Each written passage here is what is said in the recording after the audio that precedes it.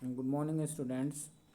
आज हम देखेंगे सुपर 100 क्वेश्चंस, मोस्ट इम्पॉर्टेंट। ये question BA, BSc, BCom first semester के स्टूडेंट्स के लिए को करिकुलम का सब्जेक्ट है, जो कि सभी स्टूडेंट्स के लिए इम्पॉर्टेंट है।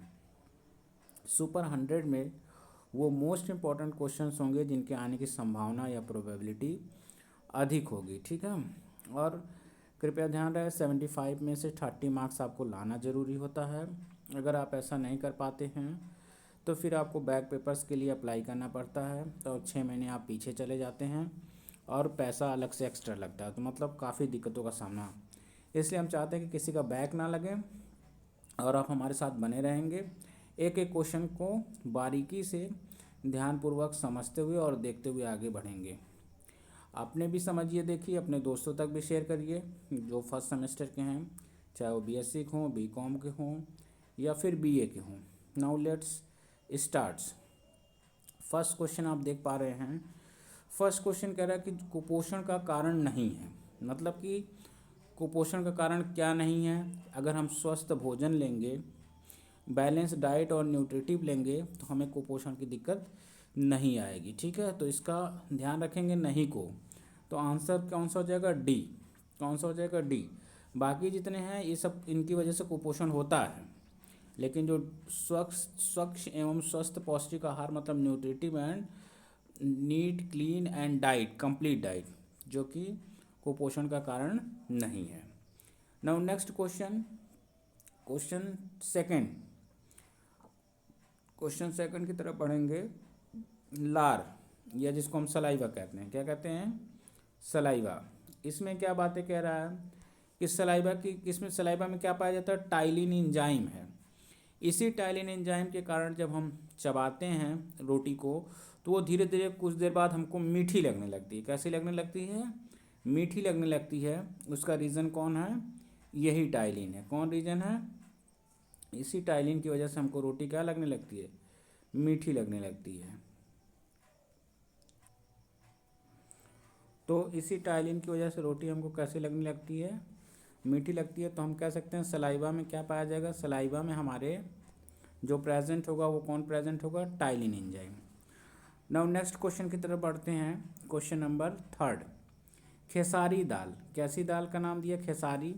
ये दाल बहुत पहले यूज हुआ करती थी जब हमारे पास ग्रीन रेवोल्यूशन का दिक्कत थी, या हम कह सकते हैं कि ग्रीन रेवोल्यूशन की, जब ग्रीन रेवोल्यूशन नहीं हुआ था उस टाइम हम लोग इस दाल का यूज करते थे। अब इस दाल का इस्तेमाल समझ लीजिए कि नहीं होता है, ठीक है। तो ये खेसारी दाल जो होती थी, इसके लेने से जो सबसे बड़ी प्रॉब्लम क्रिएट होती थी वो पैरों में लकवा या पोलियो की दिक्कत होती थी। किसकी दिक्कत होती थी? पोलियो की। हमारे पास एक एक्टर भी हैं जिसका नाम है भोजपुरी एक्टर खेसारी लाल। तो अब ये समझ सकते हैं वो उनका नाम दाल पर पड़ा। किस पर पड़ा? दाल पर। तो ये बहुत पहले हुआ करती थी। अब ये कोई इसलिए हुआ करती थी क्योंकि ग्रीन रेवोल्यूशन से पहले हमारे पास खाने पीने के इतने संसाधन नहीं थे और इतना ज़्यादा चीज़ें को उत्पत्ति या उत्पन्न नहीं हो पाते थे। एम एस स्वामीनाथन, जो कि ग्रीन रेवोल्यूशन के जनक माने जाते हैं, तो उसके बाद हमारे पास खाने पीने के पर्याप्त मात्रा में चीज़ें उपलब्ध हो गई, ठीक है। तो उस दाल का इस्तेमाल करने से पोलियो की शिकायत आती थी। तो इसका ऑप्शन बी हो गया। नाउ नेक्स्ट क्वेश्चन मूव करेंगे। Question number 4। क्वेश्चन नंबर 4 की तरफ मूव करेंगे। सबसे शुद्ध जल होता है, सबसे शुद्ध वर्षा का जल। कौन सा जल? वर्षा का जल। इसका कहने का मतलब सिंपल सा लॉजिक है कि जो बारिश का पानी है उसको, पहली बारिश का पानी तो मान लीजिए नीचे से अशुद्धियाँ गई रहती हैं ऊपर, तो वो उतना नहीं शुद्ध हो सकता। लेकिन पहली बारिश के बाद जो भी पानी आता है वो किसी छत उत से होकर ना आए, डायरेक्ट आप उसको रोपें। रोपने का मतलब कोई बर्तन रख दिए बारिश का पानी, तो वो पूरी तरह से शुद्ध होगा। तो शुद्ध होगा जिसको हम कहते हैं फ्रेश वाटर। कैसा वाटर? Fresh water. नदी तालाब का पानी भी हम लोग यूज करते हैं, लेकिन जो सबसे शुद्ध होगा वो वर्षा का पानी होगा जिसमें मिलावट नहीं होगी। तो इसका आंसर बी। नाउ क्वेश्चन 5 की तरफ मूव करेंगे। भारत की स्वास्थ्य समस्या क्या है? भैया स्वास्थ्य का प्रॉब्लम इंडिया में क्यों है? संक्रमण रोग की है समस्या, इसकी वजह से स्वास्थ्य प्रॉब्लम है। बढ़ती जनसंख्या भी एक समस्या है। पोषण की समस्या है। तो इनमें से सभी, तो डी ऑप्शन आपको पता ही है हम जितनी भी जो भी कंट्रीज ऐसे हैं जो अंडर डेवलप्ड हैं या डेवलपिंग, भारत डेवलपिंग कंट्रीज़ है। कैसी कंट्री है? डेवलपिंग। अब अंडर डेवलप्ड में भूटान, अफगानिस्तान, ऐसे जो कंट्रीज़ हैं, नेपाल ये सारी कंट्रीज़ जितनी भी डेवलपिंग और अंडर डेवलप हैं, ये इनके साथ एक सबसे बड़ी समस्या है।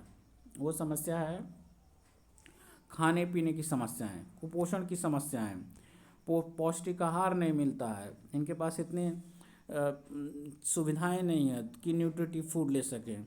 तो ये लोगों के लिए तो ये सबसे बड़ी, और इंडिया का भी सबसे बड़ी समस्या स्वास्थ्य और दूसरी चीज़ें, और गरीबी, अशिक्षा, इन सब की वजह से ये समस्याएं पड़ी हुई हैं। ठीक है, अब उनको पता ही नहीं कि मीनू क्या होता है, डाइट क्या होता है। तो अब ले लिए थाली दाल चावल, तो एक थाली दाल चावल खाएंगे।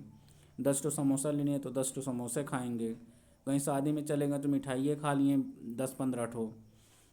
तो ये सब चीज़ें हैं क्योंकि उनको तौर तरीका नहीं मालूम है कि थोड़ा थोड़ा सब कुछ लेना चाहिए कंप्लीट डाइट के बारे में। संक्रमण रोग, अशिक्षा की वजह से संक्रमण रोग, जनसंख्या तो आपको पता ही है, भारत विस्फोटक पे चल रहा है, दूसरे नंबर पे दिखाता है, लेकिन आने वाले 1-2 साल में पहले नंबर पे हो जाएगा। और जनसंख्या को लेकर कोई दिक्कत सोचने की नहीं है क्योंकि फ्री में तो मिल ही रहा है राशन। तो भारत में यही तो सबसे बड़ी प्रॉब्लम है, या जो ऐसी कंट्रीज हैं जहाँ पे अशिक्षा है, खाने के लिए मिल रहा है, तो लोग फिर उसके आगे समझ नहीं रखते हैं कि बाकी चीज़ें भी ज़रूरत होती है। तो ये चीज़ें हैं, ऑप्शन डी होगा। ये सब चीज़ें रीज़न है, किस कैसा रीज़न है? स्वास्थ्य समस्या की। इसके पीछे सबसे बड़ा रीज़न है अशिक्षा। नाउ नेक्स्ट क्वेश्चन की तरफ मूव करेंगे। धात्री अवस्था में कितनी अतिरिक्त कैलोरी की आवश्यकता होती है? तो option C 700, memory based question. Now next, गर्भवती स्त्री को कितनी कैलोरी की आवश्यकता होती है? गर्भवती स्त्री, प्रेग्नेंट लेडीज़ को कितनी आवश्यकता? तो ऑप्शन सी 2200 से 2800 कैलोरी प्रतिदिन। हमें आपको पता होना चाहिए कि जैसे जैसे प्रेगनेंसी के टाइम तकरीबन 8 से 10 kg वेट जो होता है वो इंक्रीज कर जाता है फीमेल का।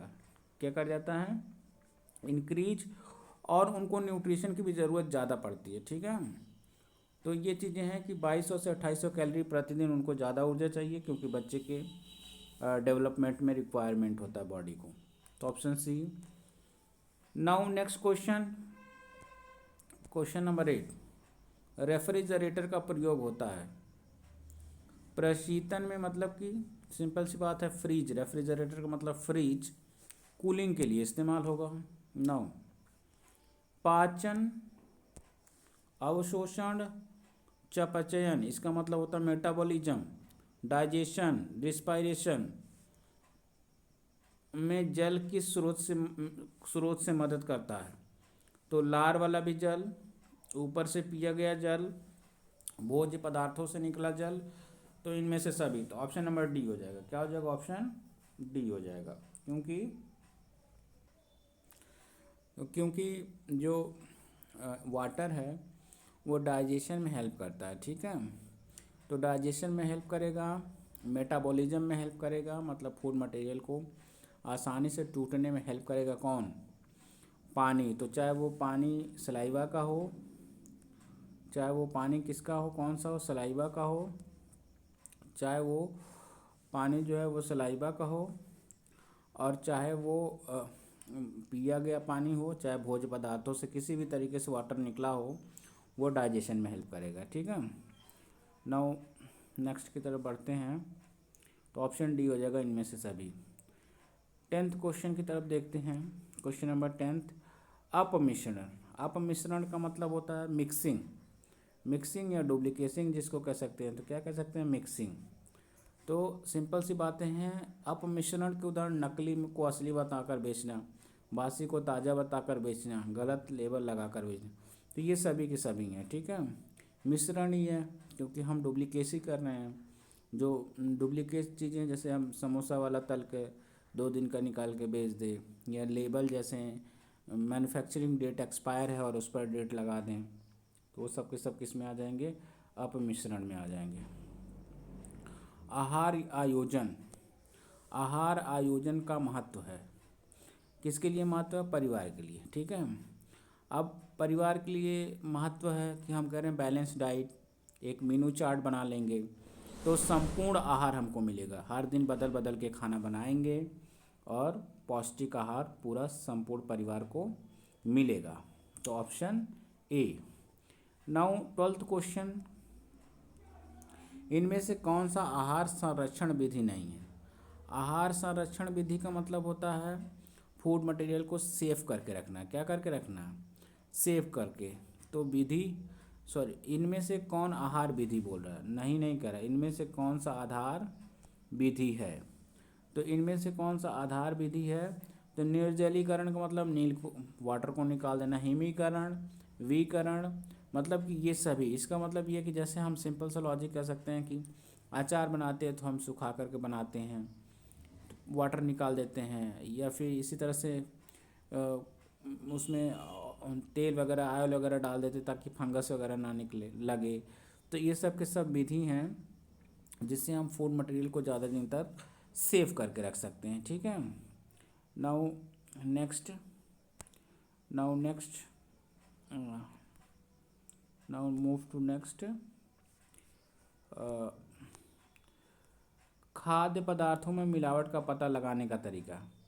अब देखेंगे, ध्यान रखेंगे, जैसे कि बातें ये है कि दृश्य परीक्षण, मतलब देख करके भी खाद्य में मिलावट है कि नहीं सबसे पहले हम लोग देखते हैं।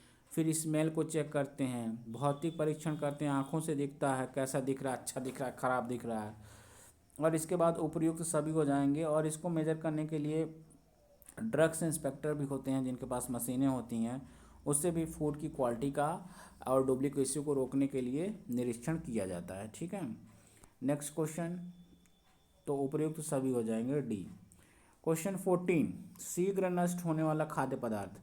जल्दी खराब क्या हो जाता है भाई? दूध हो जाता है। हमें भी पता है, आपको भी पता है कि दूध बहुत जल्दी खराब हो जाता है। ठीक है, दूध क्या करता है? जल्दी खराब हो जाता है। बाकी चना को आप रख सकते हैं, मैदा को रख सकते हैं, चावल को रख सकते हैं 1 महीना, 2 महीना, 1 साल, लेकिन दूध को 24 घंटे से ज़्यादा नहीं रख सकते हैं। तो जल्दी शीघ्र नष्ट होने या खराब होने वाला पदार्थ कौन सा है? मिल्क है। तो ऑप्शन ए। भोजन विषाक्त होने के कारण, भोजन जो है वो कैसा हो जा रहा है? विषाक्त, जहरीला। तो इसका कारण क्या है? कम पका हुआ भोजन, जहरीला। संक्रमित रसोई, पके भोज्य पदार्थों को लंबी अवधि तक रखना।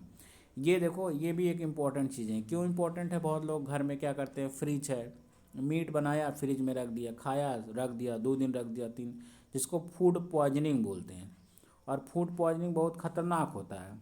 और इसका रीज़न क्या है? यही सब रीज़न है, गंदगी। क्या रीज़न है? गंदगी इसका रीज़न है। क्योंकि बहुत सारे घरों में लोग 2 दिन तक खाना रखते, 3 दिन। फ्रिज, भाई फ्रिज फल सब्जी रखने के लिए है, ना कि उसमें खाना बना बना करके 1-1 कूलर दाल, 1-1 कूलर चावल, मीट, ये सब रखें 2-2 दिन, 3-3 दिन। ये सब करने वाले लोग ज़्यादातर संक्रमित हो जाते हैं। किससे? फूड पॉइजन से। किससे संक्रमित हो जाते हैं? तो ये सब चीज़ें हैं जिसकी वजह से फूड पॉइजन होने के चांसेस होते हैं। तो ऑप्शन डी उपयुक्त सभी कारण हैं। जैम जेली बनाने में आहार संरक्षण की किस विधि का प्रयोग किया जाता है? तो जैम और जेल, इन सब को बनाने के लिए रासायनिक पदार्थों का प्रयोग किया जाता है। किसका प्रयोग किया जाएगा? रासायनिक पदार्थों का। ठीक है, तो उसमें किसका प्रयोग किया जाएगा? रासायनिक। अगला क्वेश्चन हम देखेंगे नेक्स्ट, गर्भ अवस्था में रक्त में किस तत्व की कमी हो जाती है? ठीक है, तो प्रेगनेंसी के टाइम किस चीज़ की कमी होने के सबसे ज़्यादा दिक्कत होती है? वो कैल्शियम। किसकी कमी होने के चांस होते हैं? कैल्शियम की कमी। ठीक है, तो कैल्शियम की पूर्ति के लिए डॉक्टर्स जो होते हैं वो लगातार कैल्शियम का टैबलेट वगैरह चलाते रहते हैं। तो बीच बीच में सलाह देते रहते हैं। तो इसकी गोली लगातार क्या होता है? कैल्शियम की कमी हो सकती है। कब? गर्भावस्था या प्रेगनेंसी के टाइम में। तो वो दवा चलाते रहते हैं जो है। नाउ नेक्स्ट, मानव शरीर को में शक्ति प्रदान करता है प्रोटीन, कार्बोहाइड्रेट, वसा, विटामिन्स। अब देखा जाए तो कहोगे कि सर सभी हैं। हाँ, तुम लोगों की बात गलत नहीं है, लेकिन जो रोज़मर्रा का काम चलता है वो हमारा कार्बोहाइड्रेट से चलता है। किससे चलता है? कार्बोहाइड्रेट से। बट कार्बोहाइड्रेट जब ख़त्म हो जाता है तो वहाँ पर कौन काम करता है? फैट काम करता है। और फैट जब ख़त्म हो जाता है तो प्रोटीन काम करता है। ये विटामिन्स और मिनरल्स का हमको थोड़े मात्रा में चाहता है क्योंकि ये हमारे प्रोटेक्टिव माने जाते हैं, बॉडी प्रोटेक्टिव। लेकिन जो मेन फूड होता है वो कार्बोहाइड्रेट है, फिर कौन है, फैट है, फिर कौन है, प्रोटीन है। कार्बोहाइड्रेट उसी तरह से समझो जैसे पर्स का पैसा है, 60% काम हमारा कार्बोहाइड्रेट से चलता है, जो हम खाते हैं उससे हमारा काम। बाकी अगर कार्बोहाइड्रेट तुम दिन भर नहीं खा पाए तो फैट डिजॉल्व होगा। कौन डिजॉल्व होगा, फैट। और जब फैट खत्म हो जाएगा, 4 दिन 5 दिन 6 दिन 10 दिन नहीं खाए, तब प्रोटीन का नंबर आता है। प्रोटीन का ज़्यादा देर तक नहीं टिकता है। तो कैसे याद रखोगे, कार्बोहाइड्रेट पर्स का पैसा, फैट बैंक का पैसा, और प्रोटीन प्रॉपर्टी। ख़त्म हो जाता है सब, लास्ट में प्रॉपर्टी बिक जाती है तो सब कुछ ख़त्म हो जाता है ना। तो उसी तरह से नाउ नेक्स्ट पॉइंट पर बढ़ेंगे। 6 माह के बच्चों को कौन सा आहार देना चाहिए, 6 मंथ, वेरी इंपॉर्टेंट क्वेश्चन। तो कैसा आहार हमको देना चाहिए, तरल का मतलब होता है लिक्विड टाइप का। कैसा देना चाहिए, लिक्विड, जैसे दलिया हो गई, दूध हो गया, ऐसे आहार देना चाहिए 6 माह के बच्चों को, ना कि ठोस नहीं। तरल रहेगा तो डाइजेस्ट होने में इजी होगा और बच्चे को खान निगलने में भी आसानी होगी। तो कैसा देना चाहिए, तरल आहार। कैसा देना चाहिए बच्चा, तरल आहार, ठीक है। तो ये बातों को ध्यान रखेंगे। नाउ नेक्स्ट क्वेश्चन, नगरों में पानी प्राप्त करने का स्रोत है, तो वाटर वर्क्स। वाटर वर्क्स से ही नगरों में पानी मिल पाता है, क्योंकि कुआं तो गांव में जान सकते हैं, हैंडपम्प भी, ट्यूबवेल भी नहीं पाया जाता। तो वाटर वर्क्स या घर घर जो सप्लाई है, जिसको तुम और हम लोग क्या कह सकते हैं, एक तरह से कहो तो नगर पालिका की सप्लाई भी तो कह सकते हैं, ठीक है। तो ये चीज़ें हैं। नाउ नेक्स्ट, भोजन को छूने से पूर्व एवं पश्चात हाथ धोने चाहिए। किससे धोना चाहिए, साबुन से। किससे हाथ धोना चाहिए, ये तो आप भी जानते हैं, साबुन से हाथ धोना चाहिए, क्योंकि साबुन से धुलेंगे तो साफ रहेगा, ठीक है, बैक्टीरिया जर्म्स वगैरह किल हो जाएंगे। राष्ट्रीय पोषण संस्था की स्थापना कब तथा कहाँ हुई थी, लखनऊ में हुई थी 1959 में। It's a very important questions.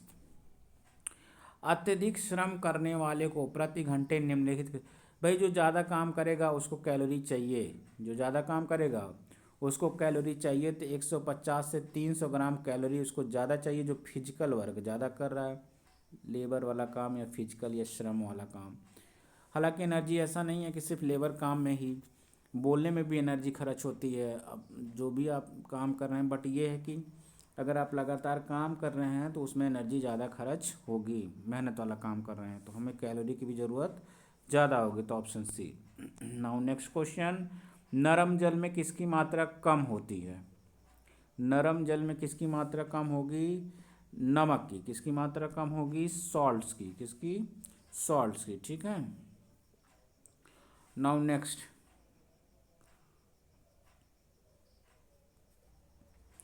तो नरम जल में किसकी मात्रा कम होती है, नमक की। किसकी मात्रा, नमक की, ठीक है, सॉल्ट्स की।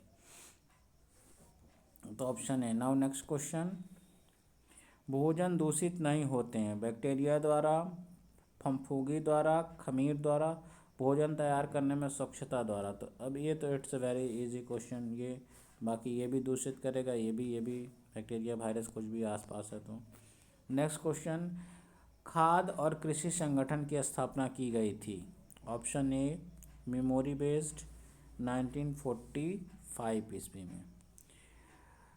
टमाटर, हरी सब्जियां, आंवला, नींबू, नारंगी, गाजर, प्याज, सेब, अमरूद, अंकुरित ये अनाज आदि पाए जाते हैं। विटामिन सी, बच्चा आंवला विटामिन सी, नींबू विटामिन सी, अमरूद विटामिन सी, तो ये अनानास भी खट्टा होता है, विटामिन सी, अंगूर में विटामिन सी। तो now these all are fruits are rich in vitamin C. So we can say that vitamin C is present in all these types of fruits like tomatoes, ये क्या कहते हैं, आंवला या फिर Amla, all these are rich in vitamin C. Now next question, मधुमेह में किस प्रकार का आहार देना चाहिए, न्यून शर्करा युक्त आहार का मतलब लेस लेस शुगर, ऐसा हो जिसमें शुगर कम हो, चीनी की मात्रा कम हो।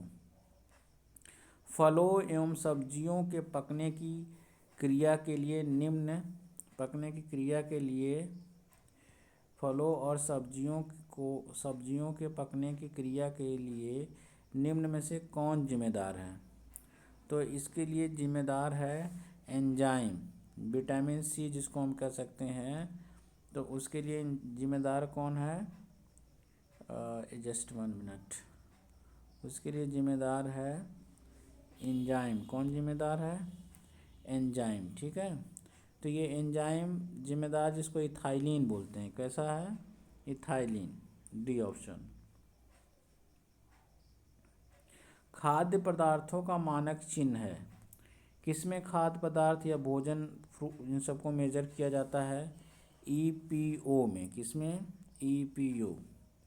दूध में मिलावट को परख करने वाले यंत्र का नाम है लैक्टोमीटर। लैक्टोज दूध में पाया जाता है और उसका नाम है लैक्टोमीटर। भोजन को बचाना चाहिए। किससे बचाना चाहिए भाई? सबसे ज़्यादा तो ज़रूरत है मक्खी से बचा कर रखना, ठीक है, दूषित कर देती हैं। धूप हवा जल तो कम दूषित करेगी। सुरक्षात्मक पौष्टिक तत्व है।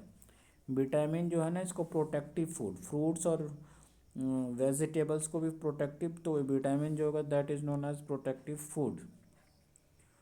ऊर्जा उत्पन्न करने वाले पोषक तत्व हैं carbohydrate. Who is? That is carbohydrate. Now next question, सर्वाधिक ऊर्जा उत्पन्न आहार है। सर्वाधिक ऊर्जा उत्पन्न आहार अनाज से मिलेगा। किससे मिलेगा? अनाज से, ठीक है। दाल सब्जियां फल तो एक लिमिट में चाहता है, लेकिन सबसे ज़्यादा हम क्या लेते हैं? अनाज लेते हैं। तो ये भी ठीक था। निम्न में कौन शरीर की आधारशिला कहलाता है? तो आधारशिला या बैकबोन, जिसको आधारशिला का मतलब backbone of the body, that is protein. Protein is known as backbone of the body, जिसको हम बोलते हैं आधारशिला। नाउ नेक्स्ट क्वेश्चन, भोज्य पदार्थों का प्रमुख अव्यय कौन है? मतलब भोज्य पदार्थों में ज़्यादातर क्या अव्यय कौन नहीं? तो अब देखो, प्रोटीन पाया जाता है, विटामिन पाया जाता है, कार्बोहाइड्रेट एंड मिनरल्स, बट हवा नहीं पाई जाती है, ठीक है। तो नहीं पूछा, इसको ध्यान रखेंगे, ठीक है। नाउ नेक्स्ट क्वेश्चन, परिवार के दैनिक आहार को कितने भागों में बांटा गया है? दैनिक आहार मतलब कि दिन भर में हमको 4 बार खाना चाहिए। सुबह नाश्ता, दोपहर भोजन, शाम नाश्ता, रात को भोजन। बट इतना कहाँ हो पाता है, ठीक है। नहीं, कुछ लोग हैं इससे ज़्यादा ले लेते हैं, ठीक है। कामकाजी लोगों को नहीं 4 बार मिल पाता है, लेकिन जो बिना काम वाले हैं वो दिन भर 4 क्या, वो 8 बार 32 बार खा लेंगे, ठीक है। नौ, शरीर में कुल वजन का कितना प्रतिशत भाग जल है? तो आप भी इजीली क्वेश्चन जानते होंगे, 60 से 70% पानी है शरीर में, ठीक है। स्वच्छ जल होता है। स्वच्छ जल कैसा होगा? स्वच्छ जल का कोई रंग नहीं होता, कोई रंगहीन होगा, गंधहीन होगा, कीटाणु रहित, मतलब D option. It's a very good question. निम्नलिखित में से किसकी आवश्यकता गर्भावस्था में बढ़ जाती है? तो गर्भावस्था में किसकी अवस्था बढ़ जाएगी? प्रोटीन की भी बढ़ जाएगी, कैल्शियम भी चाहिए, मिनरल्स भी। तो सभी के सभी चीज़ें गर्भावस्था में हमको एक्स्ट्रा मात्रा में या प्रेगनेंसी के टाइम में चाहता है, ठीक है। नाउ नेक्स्ट देखेंगे और आगे बढ़ेंगे। 42, गेहूँ चावल तथा बाजरा में अधिकतर मिलाए जाते हैं कंकड़ पत्थर और, कहाँ भागे जा रहे हो भाई, कंकड़ पत्थर तथा मिट्टी। तो कंकड़ पत्थर तथा मिट्टी किसमें? गेहूँ चावल में आसानी से लोग मिला ले जाते हैं, ठीक है। कैल्शियम का सर्वोत्तम स्रोत है।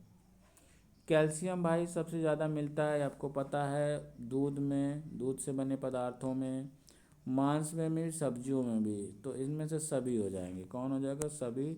बट अच्छा स्रोत दूध है, वो जो है दूसरे दूध के तुलना में थोड़ा कम कम है। नाउ नेक्स्ट हम देखेंगे क्वेश्चन, ऊर्जा प्राप्ति का मुख्य स्रोत कौन है? ऊर्जा प्राप्ति का मुख्य स्रोत, इट्स अ डाउटफुल क्वेश्चन का आंसर कार्बोहाइड्रेट्स। ऊर्जा स्रोत का मुख्य स्रोत कौन है? कार्बोहाइड्रेट्स। ठीक है, तो ऑप्शन बी होगा, not a A, option B is correct. Now next question 45, अत्यधिक वसा होने की आवश्यकता कहलाती है मोटापा। ज़्यादा फैटी चीज़ें लेंगे तो क्या हो जाएगा? मोटापा हो जाएगा। क्या हो जाएगा? मोटापा। नाउ नेक्स्ट क्वेश्चन, कार्बोहाइड्रेट का पाचन होता है। छोटी आंत में कार्बोहाइड्रेट कहाँ पर डाइजेस्ट होगा? स्मॉल इंटेस्टाइन में। जल को विसंक्रमण के लिए क्या प्रयोग किया जाता है? संक्रमण का मतलब बैक्टीरिया वायरस इन सबसे फ्री करने के लिए हम लोग किसका इस्तेमाल करते हैं? क्लोरीन की गोली आती है और क्लोरीन पाउडर के फॉर्म में आता है। ठीक है, जैसे नेफ्थलीन की गोली बाथरूम में डाली जाती है, उसी तरह क्लोरीन की। पानी साफ करने की 3 विधियां हैं। पानी को हीट करके गर्म करके साफ किया जा सकता है, बॉइलिंग। दूसरा फिल्टर पेपर, और तीसरा जो है वो कौन है? क्लोरीन की गोली। टंकियों में डालते हैं, जो लोग समझदार हैं वो लोग क्लोरीन का पाउडर या गोली क्या करते हैं? अपने घर की टंकी में 6 महीना 3 महीना पे डाल देते हैं, और जो लोग नहीं हैं वो कई सालों तक उसी तरह से पीते हैं। माँ के दूध में पाए जाने वाले एंटीबॉडीज प्रदान करते हैं रोग रोधक क्षमता, बीमारियों से बचाना, इम्यूनिटी प्रोवाइड कराते हैं। ठीक है, जो माँ के दूध में पाया जाता है आईजीएम। ठीक है, आईजीएम, ये सब चीज़ें जो है वो एक तरह से हम कह सकते हैं कि एंटीबॉडीज़ होती हैं जो हमको बीमारियों से क्या करेंगी? बचाएंगी। नेक्स्ट क्वेश्चन, दूध की शुद्धता मापी जाती है, तो हमने बताया था लैक्टोमीटर से। नाउ नेक्स्ट, मुरब्बा जैम जेली बनाकर संरक्षित किए, संरक्षित का मतलब सेव किए जाते हैं तो फल तथा मीठी सब्जियों में। ठीक है, तो इस चीज़ का बना करके उनको सेव किया जाता है। एग मार्क का पूर्ण नाम है एग्रीकल्चरल मार्केटिंग। क्या नाम है? Agricultural marketing. क्या बोलेंगे? Agricultural marketing. ठीक है, now next question, question number 52, भोजन के पौष्टिक मूल्यों में वृद्धि करने की विधि। भोजन के पौष्टिक मूल्यों में वृद्धि करने की विधि है खमीरीकरण, अंकुरीकरण, मतलब जैसे हम लोग चना को भिगो देते हैं, अंकुरित हो जाता है, विभिन्न भोज्य पदार्थों का मिश्रण कर लेना, तो इनमें से सभी डी ऑप्शन। ठीक है, तो हम लोग चना वना भिगो लेते हैं तो अंकुरित हो जाएगा, तो वो ज़्यादा कैसा होगा? पोषक तत्व तो उसमें क्या कर जाएंगे? इंक्रीज कर जाएंगे। ठीक है, नाउ नेक्स्ट क्वेश्चन देखेंगे, एक व्यक्ति के पानी की आवश्यकता निर्भर करती है। व्यक्ति को कितना पानी पीना है किस पर निर्भर करता है? क्रियात्मकता पर, मतलब किस तरह का काम कर रहा है, धूप में है, छाँव में है, उस पर डिपेंड करता है। तो बी ऑप्शन ज़्यादा सूटेबल है। हालांकि मौसम भी इसमें है, खान पान आदतों पर, लेकिन क्रियात्मकता का मतलब कार्य पर। ठीक है, नाउ नेक्स्ट क्वेश्चन, जल का निष्कासन नहीं होता है। जल का निष्कासन नहीं होता है, तो जल का निष्कासन कहाँ से नहीं होता है? पेट से नहीं होता है। गुर्दा, फेफड़ा, त्वचा, स्किन से पानी निकलता है, और किडनी से फिल्टर होता है, फेफड़े लंग से भी श्वसन के थ्रू, लेकिन पेट से नहीं निकलता है, पेट से निकलने का रास्ता नहीं है। नेक्स्ट क्वेश्चन, निम्न में से जल का स्रोत कौन नहीं है? जल का स्रोत कौन नहीं है? तो भोजन है जल का स्रोत, पेयजल है ये, मिठाई जल का स्रोत नहीं है। नाउ नेक्स्ट क्वेश्चन, फर्मेंटेशन, किण्वन या फर्मेंटेशन की क्रिया में भाग लेते हैं, तो फर्मेंटेशन में कौन लेंगे? जीवाणु। कौन लेंगे? जिसको हम क्या कहेंगे? जीवाणु कहेंगे। तो ईस्ट है जो कि ज़्यादातर फर्मेंटेशन कराती है। ठीक है, ईस्ट। नाउ नेक्स्ट, बस कर यार।